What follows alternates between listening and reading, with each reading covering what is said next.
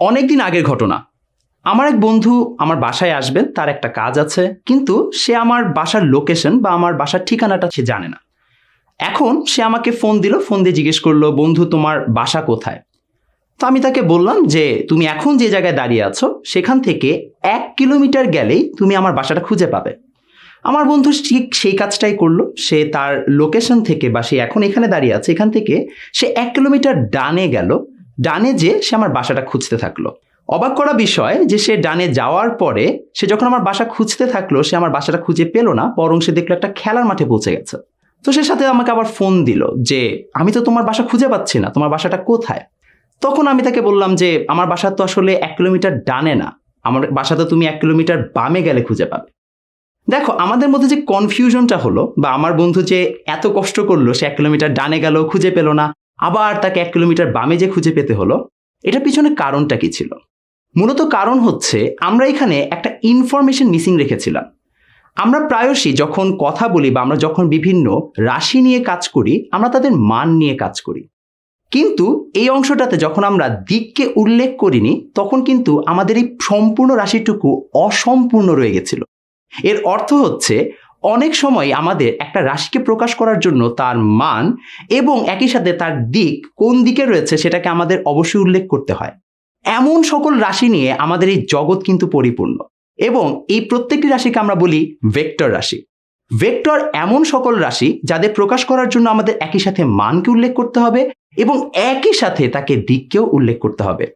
প্রশ্ন দাঁড়াচ্ছে, তাহলে এই ভেক্টর রাশিগুলোর উদাহরণ কি, বা আসলে ভেক্টর রাশিগুলো দেখতে কিরকম হয়? এটা কি সচরাচর আমরা আশেপাশে দেখলেই খুঁজে পাবো? সত্য কথা হচ্ছে, ভেক্টর নিয়ে তোমরা প্রতিনিয়তই কাজ করছো। একটা উদাহরণ নেওয়া যাক। আমার হাতে একটা বল আছে, তো বলটাকে এখন আমরা এদিক থেকে স্লাইড করলাম। এই বলটা আমার হাতে এখান থেকে স্লাইড করার পরে যে এই পজিশনে আসলো, তখন কিন্তু বলটার একটা ডিসপ্লেসমেন্ট হলো। এখন এই বলটার ডিসপ্লেসমেন্ট যদি আমি ধরি 1 মিটার, এই 1 মিটার কিন্তু এই পাশেও হতে পারতো, উপরেও হতে পারতো, তোমার দিকেও হতে পারতো, বা পিছনের দিকেও আসতে পারতো। অর্থাৎ এটা যে কোনো দিকে 1 মিটার ডিসপ্লেসমেন্ট বা সরণ হতে পারতো। কিন্তু তার সরণটা ঠিক এই দিক বরাবরই হয়েছে, অর্থাৎ আমরা একটা দিক নির্দেশনা দিয়ে দিয়েছি। এই ধরনের আমরা যখন ডিসপ্লেসমেন্ট বা সরণের কথা বলি, তা কিন্তু একটা ভেক্টর রাশি। আবার চিন্তা করি, বলটা যখন এই দিক বরাবর গড়িয়ে চলে যাচ্ছে, তখন কিন্তু এই বলটার প্রত্যেক মুহূর্তে একটা নির্দিষ্ট দিক বরাবর কি হচ্ছে, আমার সরণের একটা পরিবর্তন হচ্ছে বা দূরত্বর পরিবর্তন হচ্ছে, যাকে আমরা বলে থাকি বেগ বা ভেলোসিটি। এর অর্থ হচ্ছে আমাদের বেগ বা ভেলোসিটি, তারও যেটা একটা নির্দিষ্ট দিক রয়েছে, সেটিও একটা ভেক্টর রাশি। আবার চিন্তা করো, এই বলটাকে নিয়ে আমি তোমার দিকে ছুঁড়ে মারলাম।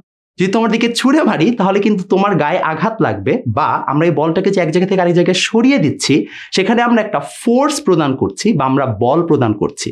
এবং আমি এই বলটাকে যে কোনো দিকে দিতে পারতাম, রাইট? এদিকে, ওইদিকে, তোমার দিকে, সব দিকে আমরা বলটাকে ছুটতে পারতাম। কিন্তু এই বলটাকে যে আমরা একটা নির্দিষ্ট ডিরেকশনে দিচ্ছি, এর অর্থ হচ্ছে এই বলটা একটা নির্দিষ্ট দিক রয়েছে, তথা এই ফোর্স বা বলও কিন্তু একটা ভেক্টর রাশি। প্রশ্ন দাঁড়ায় যে আমরা সবাই কিন্তু মান চিনি, এর অর্থ হচ্ছে আমরা জানি কিভাবে মান দ্বারা প্রকাশ করতে হয়, কিন্তু ভেক্টরের দিক কিভাবে প্রকাশ করা যায়? সত্যি বলতে ভেক্টরের দিক অনেকভাবে প্রকাশ করা যায়, বাট পপুলার বা হচ্ছে আমাদের কাছে পরিচিত কয়েকটি নিয়ম রয়েছে। অন্য একটি নিয়ম হচ্ছে আমাদের প্রথমত ইস্ট ওয়েস্ট নর্থ সাউথ। আমরা যদি এরকম একটা ইস্ট ওয়েস্ট নর্থ সাউথের গ্রাফ বানাই, তাহলে দেখা যাবে আমরা যদি পূর্ব দিকের সাথে উত্তর দিকে 30 ডিগ্রি কোণ করে যদি আমরা কোনো একটা বস্তুকে সরণ ঘটাই, তাহলে আমরা কিন্তু তাকে উত্তর দিকের সাথে 30 ডিগ্রি কোণে পূর্ব দিকে তার যে একটা সরণ হয়েছে বা তার যে একটা দিক নির্দেশনা রয়েছে, সেটিকে আমরা উল্লেখ করতে পারি। অর্থাৎ আমরা পূর্ব, পশ্চিম, উত্তর, দক্ষিণের মাধ্যমে খুব সহজেই একে ডিরেকশন দিতে পারি। এছাড়াও আমরা অনেক সময় এক্স ওয়াই অক্ষের মাধ্যমেও কিন্তু এই কাজটা করতে পারি। এর অর্থ হচ্ছে এক্স এবং ওয়াই অক্ষের সাপেক্ষে তার ডিসপ্লেসমেন্ট বা সরণও কিন্তু আমরা ভেক্টরের দিক আকারে উল্লেখ করতে পারি।